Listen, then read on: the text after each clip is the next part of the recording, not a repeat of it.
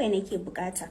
To tun lokacin da na fara TikTok akwai wani da ya gani, wani mutum ya saka aka nemo masa numba dina, yace aka yi sace kuma aka samu numba dina, ya kira ni yace yana sona kuma aurana zai yi. To ni tun bana son sa saboda ya manyanta kai, gaskiya ma ya ma girmi babana. Amma ba kuma ta ba, akwai bidiyon da na taba yi a baya nace ni na fi son sugar daddies, kuma gaskiya ne abin da na faɗa haka ne. To ya dan manyanta, to tun bana son sa har na dan fara son sa saboda yana mun alheri sosai, da abin da nake so yana mun. Yace to shi fa yanzu aure na zai yi, magana gaskiya kenan zai fito ga mun, in hada shi da magabata na su yi magana aure. Ni ko nace to yace ya mun alƙawari duk abin da nake so. Yace kai kan ai auren ma ya mun alƙawarin zai sai mun mota. Nace kai na gaya muku, nace to shikenan ba damuwa. Yace gobe insha Allah zai tubo magabatan su je su samu magabata na ayi magana aure. Nace to shikenan sai sun zo ba matsala. Da daddare kusan ina kwance kawai sai naji an kira ni a waya. Ana kira na a waya sai na daga, nace waye ne, sai naji muryar mace. Sai tace baki san waye ba, nace ban sani ba. Tace to matan wane ne. Nace to ya kike, sai tace ba wannan ya kani ba, kin san ko wanda zaki aura? Nace na sani mana mijinki.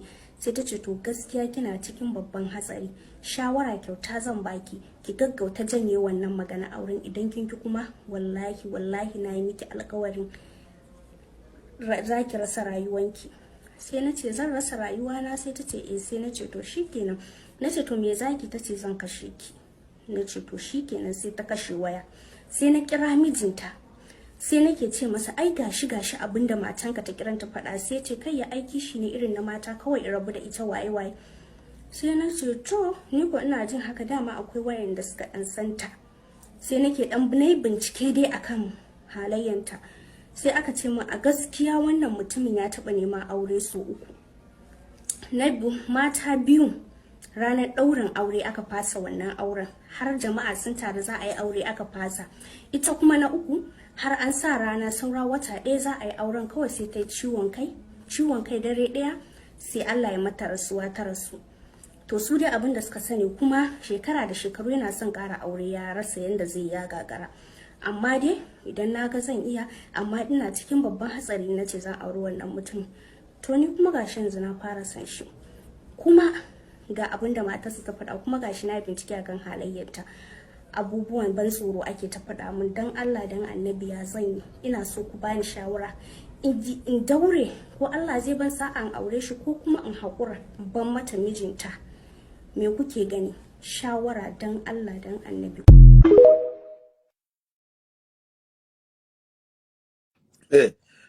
Mala akwai magana. Wato tawakin naka akwai magana. Akwai magana malam. So yanzu idan ka lura akwai wani abu da zan fito maka da shi ne. Kaga da ta zo ta ce a bata shawara. Dalilin da yasa ta ce tana son wanda ya dan manyanta. Sau da wani lokaci galibin an ce maka mutum matashi ne, yana da shekaru ɗan ƙanana, bai da experience na rayuwa wajen riƙe aure, to ana samun matsaloli. Saboda wani ɗawainiyar gida ma bai saba da ita. Sannan in ka lura ta ce matar ta kira ta ce za ta kashe ta. So yanzu nan nake kallon rubutun wata ƴar uwa cewa kwanan nan akwai wata mata da ta mijinta ya hana ta abinci har shekara guda. Sai da mahaifiyarta ta je ta ɗauko ta, sannan daga baya matar ta rasu. So amma ina ganin ita mai wannan rubutun ta manta cewa kisa-kisan da aka samu tsakanin matan da suka kashe mazajensu, ba a samu wannan kisa-kisan ba mazajen da suka kashe matansu. Haka ne, sosai. Ka lura? Yanzu akwai wacce tafasasshen mai na gyaɗa, billahi allazi la ilaha illa huwa, shi ta soya sai da ya soyu, mijin ya zo ta antiya mai, an yi magana ta ce wai saboda zai ƙara aure, tsabar bala'in san shi da take yi ne, ta ga kawai ya kamata ta soye shi da a huta. Wannan ba soyayya. Kaga yanzu misali mutuwa don mutuwa ce, ka lura? So irin waɗannan kisa-kisan, kafin ka samu kes a ce maka wani namiji ya yi ma matarsa wani abu ya kashe ta, kes ɗaya wallahi sarki sai ka samu kes guda 10 mata sun yi wani abu sun kashe mazajensu. So kaga yanzu ta buga mata tana mata barazanar za ta kashe ta. Kuma tunda ta ce za ta yi kisan, to kar su ɗauka cewa wai barazana ne wasa take ba za ta iya ba. A shi tunda ta ce za ta yi, za ta yi. Saboda yanzu ya auren mata miji kawai kowa zai kuma wafa. Ka gane? Yawa da suka ta kakkashe ba kanta aka fara. Yawa. Kaji ta ce akwai wacce ta zo sai da ɗaurin aure ya zo daga ciwon kai kawai ta faɗi ta mutu. So a nan ne nake so in fitowa da ‘yan uwa mata dalilin da yasa annabi ya ce mafi yawancin sai sun shiga wuta. Yanzu ka san kwanan nan sarki zaki a wannan makabarta mu a cikin garin Kaduna nan masu gadin makabarta suka bani labari cewa sun so su kama matar kuma wallahi ba mamaki zan saka ta nan za ka gani saboda in tabbatarwa da ‘yan uwa abin da muke faɗa Allah ya sa bidiyon ya hau. Shige-shige na sa wasu mata har su zama mayu, wallahi mai ta gane, da daddare fa suka zo ta zo da wasu samari. Saboda wata bukata, cewa bukatan nata ba zai biya ba sai ta zo da maza matasa adadi kaza. Ta kwanta tsakanin kabari da kabari a yi amfani da ita kafin bukatar ta yi. Inna lillahi wa inna ilaihi raji'un. Kuma shai za ta yi. Sun ma zo makabartar wajen ƙoƙarin garin aiwatar da abin ne masu gadon makabarta suka tashe su.